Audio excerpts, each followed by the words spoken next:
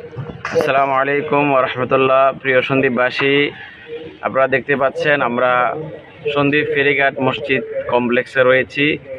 এই মসজিদটি সন্দ্বীপবাসীর একটি আবেগের আকাঙ্ক্ষার প্রতীক।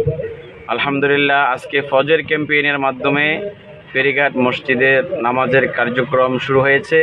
এখন থেকে সন্দ্বীপবাসী যারা ফেরিতে যাতায়াত করবে এবং এই ঘাটে যারা যাতায়াত করবে সকলের জন্য এই মসজিদ নামাজের জন্য মুক্ত হবে এবং প্রত্যেককে আমরা এখানে নামাজ আদায় করার জন্য অনুরোধ করব। আর আমাদের এই মসজিদ একটি সুবিধা সম্বলিত বিশাল আকৃতির সৌন্দর্যের এক মসজিদ নির্মিত হবে ইনশাআল্লাহ।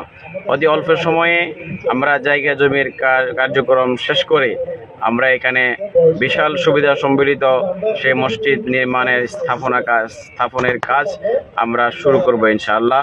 সন্দ্বীপবাসীকে এই মসজিদের পাশে থাকার জন্য অনুরোধ করব। আসসালামু আলাইকুম।